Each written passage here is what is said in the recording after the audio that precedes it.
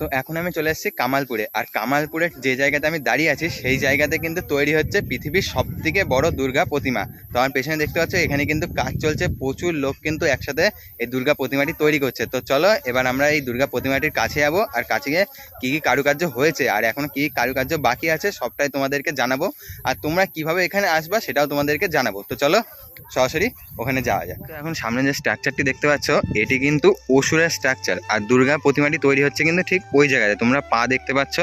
আর এই অসুর তৈরি হচ্ছে, এর সামনে কিন্তু এরকম প্রচুর বাঁশের টুকরো রাখা আছে, যেগুলো কিন্তু একটা একটা করে এইভাবে সেট করা হচ্ছে।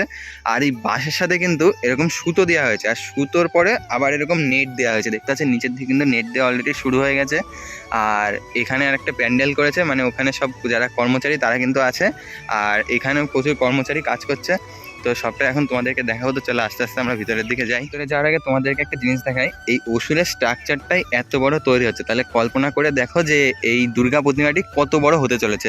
ওইখানে একটা ব্যানার আছে, ব্যানারে কিন্তু লেখা ছিল 111 ফুট, কিন্তু আমি আস্তে আস্তে অটোওয়ালার কাছে শুনলাম যে এটা 125 ফুট থেকে 130 ফুট পার করে চলে যাবে। তো এখনই প্রায় 120 ফুটের উপরে আছে দুর্গা প্রতিমাটি। তো চলো এবার ভিতরে যাই, ভিতরে গিয়ে দেখি কত কি কারুকার্য হয়েছে। তো দেখতে পাচ্ছ আমার ভাই কিন্তু এখন দাঁড়িয়ে আছে দুর্গা প্রতিমার পায়ের কাছে, আর সেই পায়ের হাইট কিন্তু আমার ভাইয়ের হাইটের থেকেও একটু বেশি, আর আমার ভাইয়ের হাইট হলো কিন্তু 5 ফুট 3। তো এই দূরে দেখতে পাচ্ছ মাতৃ প্রতিমার প্লাস্টিকের যে মোল্ড সেইগুলো কিন্তু রাখা আছে ওই দূরে, আর এইখানে দেখতে পাচ্ছ প্রচুর কর্মচারী কিন্তু একসাথে কাজ করছে। আর এই যে মাঝখানের যে জায়গাটি সেগুলো কিন্তু কমপ্লিট হয়ে গেছে, আর এই দুই সাইডের যে জায়গাগুলো এইগুলো কিন্তু এখন ডিজাইনের কাজ চলছে। যেমন দেখতে পাচ্ছ মাটি কিন্তু কেটে কেটে এখানে ডিজাইন তৈরি করা হচ্ছে। আর এবার কিন্তু আমরা যাবো এই ভিতরের দিকে, ভিতরে গিয়ে কতটা কারুকার্য হয়েছে সেটাই তোমাদেরকে দেখাবো। তো এখানে দেখতে পাচ্ছ প্রচুর কিন্তু প্লাস্টিকের মোল্ড এই সারা মাঠ জুড়ে কিন্তু ছড়িয়ে ছিটিয়ে রয়েছে। এখানে দেখতে পাচ্ছ ছোট ছোট, আর ওই পাশে কিন্তু ছিল বড় বড় যে প্লাস্টিকের মোল্ডগুলো সেইগুলো কিন্তু ওই পাশে ছিল। তো এখন আমরা চলে এসেছি একদম ভিতরের দিকে, আর ভিতরের দিকে দেখতে পাচ্ছ এখানে কিন্তু দাদা কিন্তু হেসো দিয়ে আর কুদাল দিয়ে কিন্তু কেটে কেটে এরকমভাবে কিন্তু ডিজাইনগুলো তৈরি করা হচ্ছে, আর প্রচুর কর্মচারী কিন্তু এখানে একসাথে আছে। তো আমার পেছনে এখন সব থেকে বড় দুর্গা প্রতিমাটি দেখতে পাচ্ছ, যেটা কিন্তু এখন তৈরি হচ্ছে। আর সেটি তৈরি করার সময় কিন্তু প্রথমে এরকম বিচল দিয়ে কিন্তু স্ট্রাকচার তৈরি করা হচ্ছে, তারপরে কিন্তু মাটি দিয়ে এরকমভাবে তৈরি করা হচ্ছে, তার মাটির উপরে এরকম প্লাস্টিকের যে মোল্ড সেই মোল্ডের কিন্তু কারুকার্য হচ্ছে।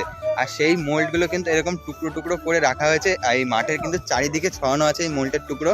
এখানে যেমন দেখতে পাচ্ছ বিশাল সাইজের মানে মায়ের যে পা সেই পাটি এখানে আছে। আর এই মোল্ডগুলো কিন্তু পরে একটা একটা করে জুড়ে মানে লোহার স্ট্রাকচার বা বাঁশ দিয়ে কিন্তু জুড়ে এখানে কিন্তু দুর্গা প্রতিমাটি তৈরি করা হবে। তো এবার তোমাদেরকে বলি তোমরা এখানে আসবা কি করে। তো তোমরা প্রথমে চলে আসবা রানাঘাট স্টেশনে, আর রানাঘাট স্টেশনের ঠিক এই জায়গাতে আসবা। আর এই জায়গাটা হলো তোমরা যদি ট্রেনে হর্ন দিয়ে যাচ্ছে, তোমরা যদি শিয়ালদা থেকে আসো তাহলে কিন্তু প্রথমের দিকে আসতে হবে, আর যদি শান্তিপুর দিক থেকে আসো তাহলে কিন্তু শেষের দিকে আসতে হবে। এখানে আমি যখন ভয়েস দিচ্ছি তখনই কিন্তু ট্রেনে হর্ন দিয়ে যাচ্ছে। তো শেষের দিকে নামার পরে এই জায়গাটা হলো 2 নাম্বার আর 3 নাম্বার প্ল্যাটফর্ম। এই প্ল্যাটফর্ম থেকে কিছুটা এগিয়ে এসে তোমরা কিন্তু চলে আসবা ঠিক এই জায়গা। আর এই জায়গাটা হলো রেলওয়েজের ক্যাম্প, আর এই ক্যাম্পের ঠিক এই ফাঁকা জায়গাটা দিয়ে কিন্তু তোমাদেরকে এগিয়ে যেতে হবে। আর এগিয়ে যাওয়ার পরে একটা রাস্তা পড়বে, সেখানে তোমাদেরকে ধরতে হবে একটি অটো বা টোটো। তো চলো অটোতে যাওয়া যায়।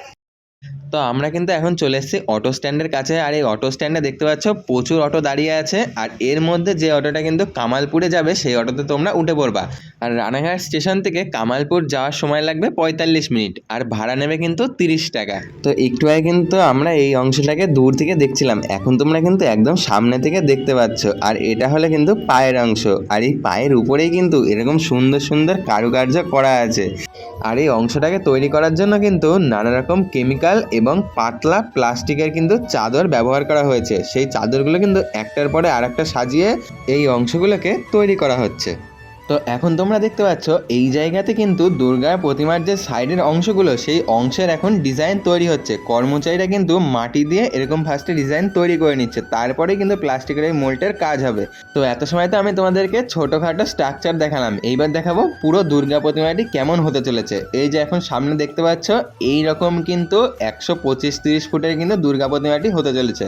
দেখতে পাচ্ছ উপরে কিন্তু দুর্গা ঠাকুর আছে, আর নিচের দিকে কিন্তু অসুর আছে, আর অসুরের কিন্তু দুই পাশে দুটো সিংহও আছে। ঠিক সেম কিন্তু হতে চলেছে। তো চলো এবার কিন্তু এখানকার কর্মচারী আর যারা আছে তাদের সাথে কথা বলবো। প্রথমে তোমার জিজ্ঞেস করে নেবো নামটা কি? আমার নাম বাপি সরকার। তুমি কি ক্লাবেরই সদস্য? আমি ক্লাবের সদস্য নই, আমি একজন শিল্পী। আর আমার সঙ্গে আরো 4-5 জন শিল্পী আছে। একজন নিতিশ মুন্সি, সে অপূর্ব রায়, প্রশান্ত রায়, রিজু ভাই, এটা আমাদের সঙ্গে সবাই একসঙ্গে কাজ করছি। আরো শিল্পী আছে, সহকারী শিল্পী আছে, তারা এখন নেই, অন্য কাজে আছে। আচ্ছা, এই জায়গাটার নাম কি, যে এখানে পুজো হচ্ছে? পুজো হচ্ছে, এটা জায়গাটার নাম কামালপুর অঞ্চলের কামালপুর গ্রাম। আর এই জায়গাটায় মানে মূর্তিটার মানে হাইট কতটা হতে চলেছে? 111 ফুট বলা ছিল, এরপরে বেড়ে 125 ফিটের মতো হবে। আচ্ছা, এই জায়গায় যদি আসতে হয় তাহলে পুরো অ্যাড্রেসটা একটু বলে দাও। এইখানে আসতে গেলে main town Ranaghat, Ranaghat station থেকে পূর্ব দিকে আসতে হবে। পূর্ব দিকে রথতলা আসলে অটো, বাস, টোটো সবকিছুতেই এসে নামিয়ে দেবে। অভিযান সংঘ বললেই নামিয়ে দেবে, বা আচ্ছা, বড় দুর্গা বললেই নামিয়ে দেবে। এখানে কি প্রতি বছর পুজো হয় নাকি? এখানে 55 বছর ধরে পুজো হচ্ছে, ক্লাবে হচ্ছে। আচ্ছা, ক্লাবটা কোন জায়গায়? ক্লাবটা এই পাশের ক্লাব, পাশে নাম কি? অভিযান সংঘ। অভিযান সংগ্রহ। অভিযান সংঘ। তো বলছিলাম যে এখানটায় ওপেনিং যেটা সেটা কবে হবে? এটা মহালয়ের আগে থেকে, মহালয়ের আগে মহালয় হয়ে আর যায়। এটা থাকবে কতদিন? এটা তো বলতে পারছি না, লোকের সমাগম দেখেই এটা দিন বাড়ানো হবে। আচ্ছা, এত বড় দুর্গাটা হচ্ছে, প্যান্ডেলটা তাহলে কি হবে? প্যান্ডেল তো হবে না, এত বড় দুর্গা 125 ফিটের উপরে প্যান্ডেল হয় না, ওটা ওপেনই থাকবে। আচ্ছা, আচ্ছা, আর যেটা বলতে চাইছিলাম যে এত বড় দুর্গা বানানোর প্ল্যানটা কে দিয়েছে, মানে বুদ্ধিটা কে দিয়েছিল এরকম করলে জিনিসটা ভাইরাল হতে পারে?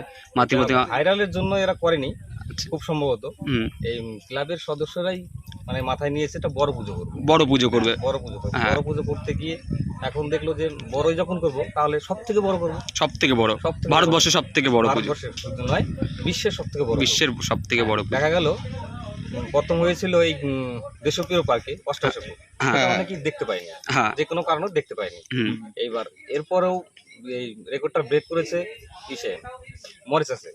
মরিচাসে 108 ফিটের একটা আছে। হুম, আচ্ছা আচ্ছা। এরপরে আরেকটা আছে আসামে, আসামে আছে 101 ফুটের। সব এই আমাদের এখানে স্বীকৃতি পেয়েছে, ইউনেস্কো স্বীকৃতি পেয়েছে পুজোর জন্য, আচ্ছা, কিন্তু বড় পুজো, বড় ঠাকুরের জন্য তো স্বীকৃতি পাইনি, এটা আসামে রয়েছে। হুম, সেই রেকর্ডটাকে ব্রেক করার জন্য বিশ্বের সব থেকে বড় পুজো বা বড় দুর্গা হুম, অভিযান সংঘ করছে। হুম। আচ্ছা, যতদূর শুনলাম যে এখানে মাননীয় মুখ্যমন্ত্রী বলে ফিতে কাটতে আসবে। সেটা আমার খুব জানা নেই, এটা ক্লাবের কর্তৃপক্ষ বলতে পারবে। আচ্ছা, তো নিচ থেকে যতটা পারলাম ততটা ভিডিও তোমাদেরকে দেখানোর চেষ্টা করলাম। এবার কিন্তু উঠবো উপরে, আর উপরতে তোমাদের কেমন ভিউটা লাগে সেটাই তোমাদের দেখাবো। তো চলো এবার উপরে উঠি। তো ফাইনালি আমি এখন কিন্তু বাসে ওঠা শুরু করলাম। আর এই বাসে ওঠা কিন্তু আমাদের কাছে খুবই সোজা একটি কাজ, কারণ আমরা কিন্তু গ্রাম সাইডে থাকি, আর গ্রাম সাইডের বাচ্চারা কিন্তু গাছে উঠতে, বাসে উঠতে খুবই এক্সপার্ট থাকে। তো আমি কিন্তু আমার ফোন নিতে ভুলে গিয়েছিলাম, তো আমি আমার ভাইকে বললাম যে আবার ফোনটা দিতে।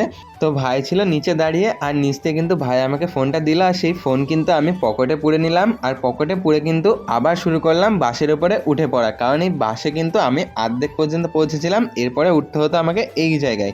আর এই জায়গাতে কিন্তু আমি ধীরে ধীরে এগিয়ে যাচ্ছিলাম, আর ভাবছিলাম বাসটা না ভেঙে চুরে পড়ে যাই। আমি ভেঙে চুরে পড়লে একদম পুরো ঠাকুরের উপরে গিয়ে পড়তাম। তো যাই হোক, আমার কিছু হলো না, আমি এরমভাবে ধীরে ধীরে কিন্তু পৌঁছে গেলাম। তো ফাইনালি এখন উঠে পড়েছি প্যান্ডেলের উপরের দিকে, আর সবিকরা দাঁড়িয়ে আছে কিন্তু ওই জায়গাতে। আর এই জায়গাতে তিরপলটার জন্য কিন্তু খুব গরম লাগছে। তো এই গরমের মধ্যে এখন উঠে পড়েছি এখানে, এবার উপর থেকে তোমাদেরকে পুরো ভিউটা দেখাবো। তো এখন কিন্তু তোমরা উপর থেকে 125 ফুট দুর্গার স্ট্রাকচারটা দেখতে পাচ্ছ। এই স্ট্রাকচারটাই কিন্তু আমি তোমাদেরকে একটু আগে নিচ থেকে দেখিয়েছিলাম। তো নিচ থেকে কিন্তু পুরোটা একসাথে দেখা যাচ্ছিল না, যেটা উপর থেকে কিন্তু দেখা যাচ্ছে। তো দেখতে পাচ্ছ দুর্গা প্রতিমার সাইডে কিন্তু এখনও কিছুটা কাজ বাকি আছে। এবার দ্বারা একটু তোমাদেরকে পুরো মাঝখান থেকে দুর্গা প্রতিমার মুখটা দেখিয়ে দিই। তো এই যে এখন দেখতে পাচ্ছ দুর্গা প্রতিমার মুখটি। তো আমি যখন নিচে ছিলাম, নিচে যারা কর্মচারী ছিল তাদের কাছ থেকে কিন্তু আমি শুনেছিলাম এই দুর্গা প্রতিমার শুধু মুখের অংশটাই কিন্তু 15 ফুটের হতে চলেছে। এছাড়াও এই গলার অংশের দিকে দেখতে পাচ্ছ খুব সুন্দর সুন্দর কিন্তু নিখুঁত কারুকার্য করা হয়েছে, আর দুপাশেও কিন্তু এরকম ডিজাইনের কাজ চলছে।